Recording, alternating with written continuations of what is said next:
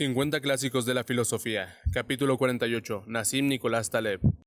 Hasta que los primeros exploradores de Australia vieron un cisne negro en la parte occidental de ese país, se daba por supuesto que los cisnes eran blancos. La definición de cisne incluía el hecho de ser blanco. Sin embargo, como señala Nassim Nicolás Taleb en su obra De inusual brillantes, basta una variación para demostrar la falsedad de nuestros supuestos.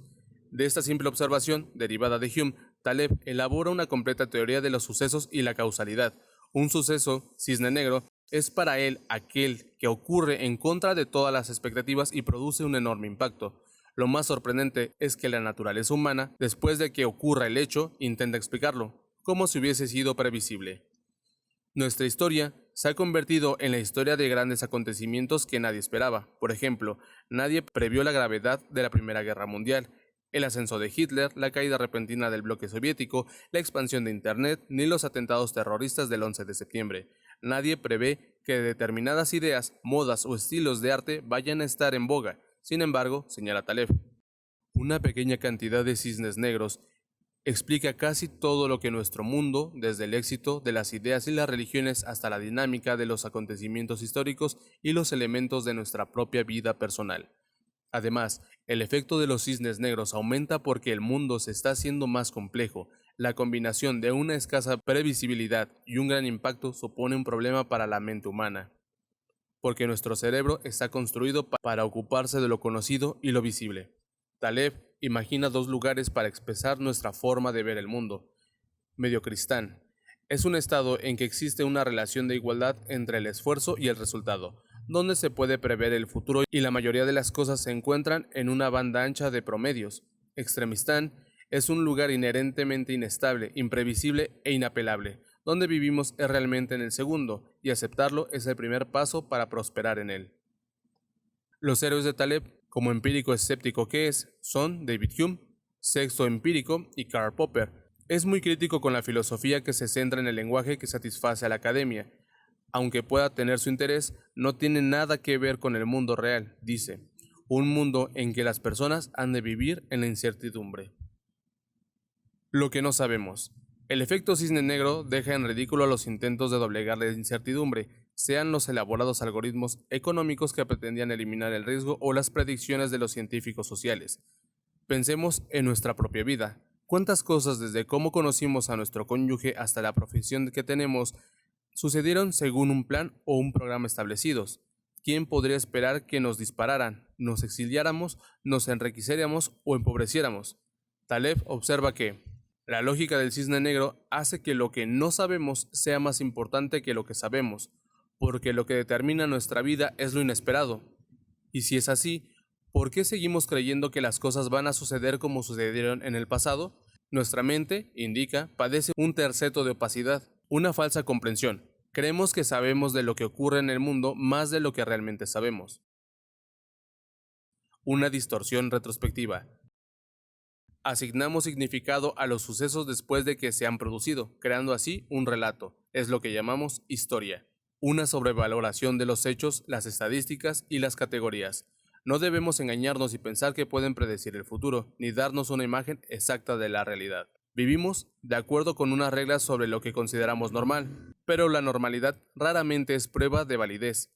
Cuando algo importante ocurre de súbito, nos gusta descartar que haya sido inesperado y raro. Queremos poder explicarlo, pero nunca conocemos realmente a una persona hasta que vemos cómo actúa en una situación extrema, y tampoco podemos evaluar el daño que haya producido un criminal basándonos en lo que haga en un día normal. Lo que define una situación es lo raro o inusual, no lo normal. No solo la persona común no ve lo que ocurre, tampoco lo ven los llamados expertos ni aquellos que estén a cargo de la situación en cuestión. El abuelo de Taleb fue ministro del gobierno libanés durante la guerra civil de su país, pero relata Taleb que sabía de lo que sucedía lo mismo que pudiera saber su chofer. No se reprime de señalar la arrogancia epistémica del género humano, incluidos los consejeros delegados que creen que el éxito de su empresa se debe a ellos, y no a millones de otros factores, entre ellos la caprichosa suerte. Son fantasías que las facultades de estudios empresariales se encargan de fomentar, expresa. Dice Taleb que nadie espera el auge de las religiones del mundo. A los estudiosos cristianos les desconcierta que en las crónicas romanas no se mencione su religión en sus primeros tiempos.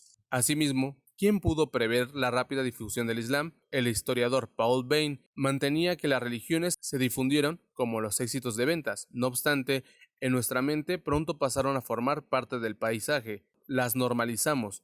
Por la misma razón, nos sorprenderá el auge repentino de la próxima religión nueva. Para ilustrar su teoría de los sucesos extremos, Taleb pide que pensemos en el pavo de granja. El pavo tendrá en muy buena consideración al granjero, porque éste, además de cobijo, le da todos los días una buena cantidad de comida. Pero hasta aquí la experiencia del pavo es completamente engañosa, porque llegará el día, completamente inesperado, en que será sacrificado. La moraleja es que, pese a lo que se nos haya dicho en general, el pasado no nos señala nada del futuro. La aparente normalidad de hoy es brutalmente engañosa. A.J. Smith, capitán de barco, se jactaba en 1907: nunca he visto un naufragio, nunca he naufragado y nunca me he encontrado en una situación que pudiera terminar en una catástrofe. 5 años después, el barco que comandaba era el Titanic. El cerebro humano está cableado para sacar conclusiones generales de la experiencia. El problema es que en la vida real, después de toda una existencia en que solo se han visto cisnes blancos, puede aparecer un cisne negro. Es mejor confiar en el hecho de que sabemos muy poco, y además ser conscientes de los fallos de nuestro modo de razonar. La cuestión no es poder prever los sucesos de Cisne Negro, sino estar un poco más preparados mentalmente. Ante sucesos importantes e imprevistos, es propio de la naturaleza humana reaccionar con pequeñas adaptaciones, bien para evitar que se produzca de nuevo lo ocurrido, si fue negativo, o para que se vuelva a producir, si fue positivo. Pero lo que deberíamos hacer es mirar en lo que no sabemos y analizar por qué no lo sabemos. Los humanos pensamos menos de lo que queremos, dice Taleb. La mayoría de nuestros actos son instintivos. Esto nos resta probabilidades de comprender los sucesos de Cisne Negro, porque siempre nos perdemos en los detalles y solo sabemos reaccionar. Todo es consecuencia de factores desconocidos, y pese a ello empleamos el tiempo en dedicarnos a hablar de menudencias, centrándonos en lo conocido y en lo repetido. ¿Y cómo soslayarlo? Nos gusta la certidumbre, pero la persona sabia comprende que la certeza es esquiva, que el objetivo humano mayor y de más urgencia es comprender cómo actuar en condiciones de información incompleta. Taleb señala que las sucesiones de anécdotas seleccionadas para que se ajusten a una historia no constituyen una prueba.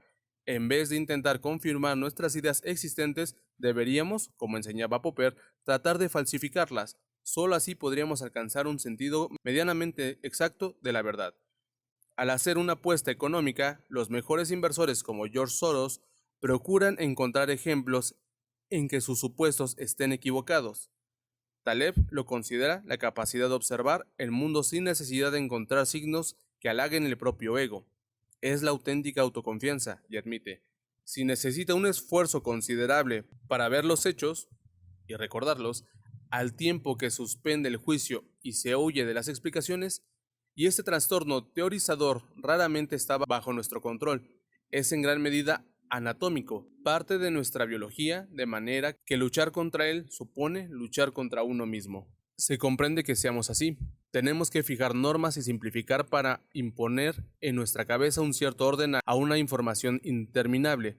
Los mitos y las historias nos permiten comprender el mundo. La ciencia pretende ser diferente, pero lo que realmente hacemos es utilizarla para organizar las cosas en nuestro propio beneficio.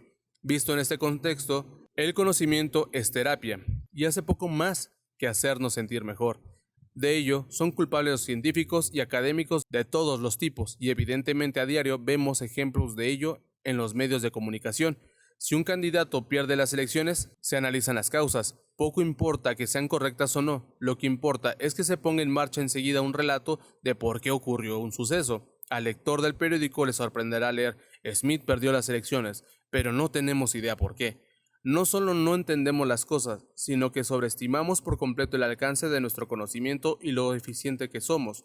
Parece que este exceso de confianza lo llevamos a integrado. Taleb habla de experimentos con estudiantes que debían calcular el tiempo necesario para terminar una tarea. Divididos en dos grupos, los optimistas pensaban que podían entregar el trabajo en 26 días, los pesimistas prometieron que lo entregarían en 47. ¿Cuál fue el tiempo medio real que emplearon unos y otros? 56 días. El propio Taleb entregó el original de su obra al editor un mes más tarde de lo acordado. Somos así porque tuneleamos mentalmente, sin tener en cuenta lo inesperado que nos desvía del camino. cuando es evidente que, para conseguir cualquier cosa, deberíamos incorporar lo inesperado a los cálculos. Comentarios finales.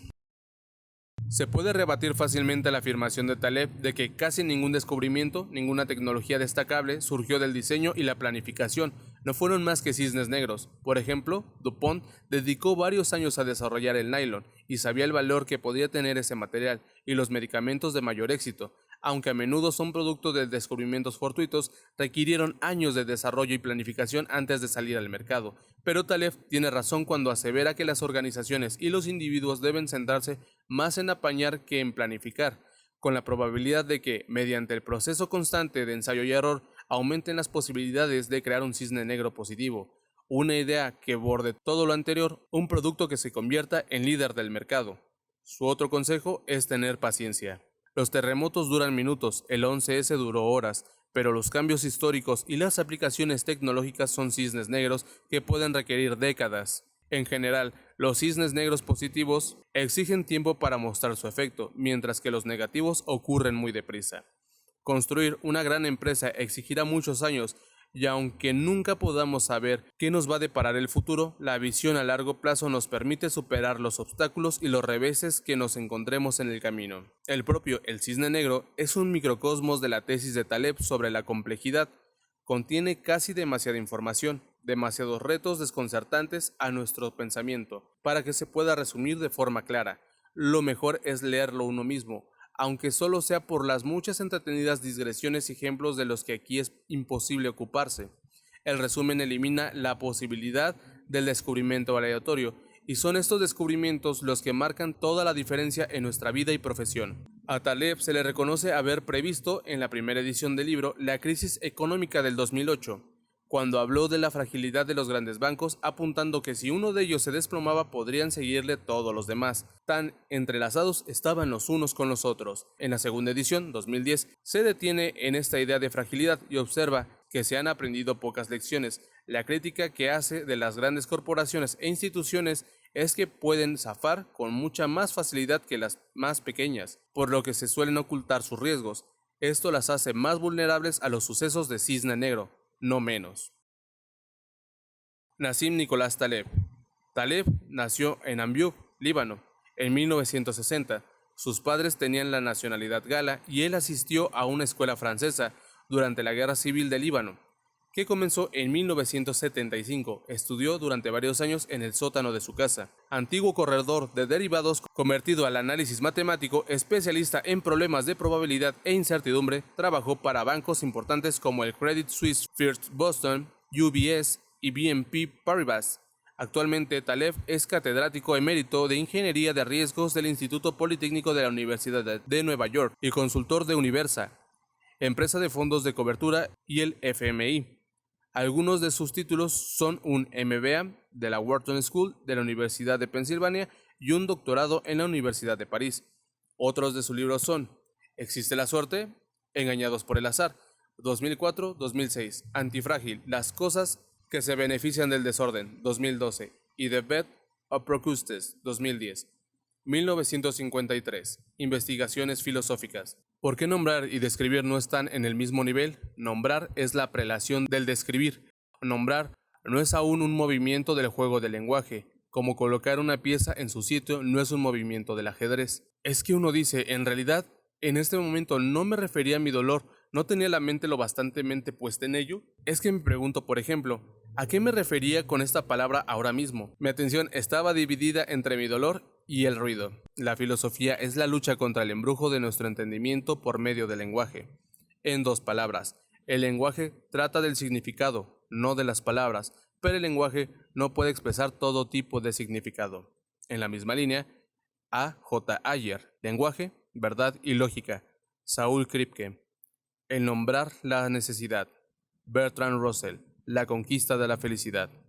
Y bueno, este es uno de los capítulos que me ha costado porque ya estamos llegando al final y bueno, también me da felicidad.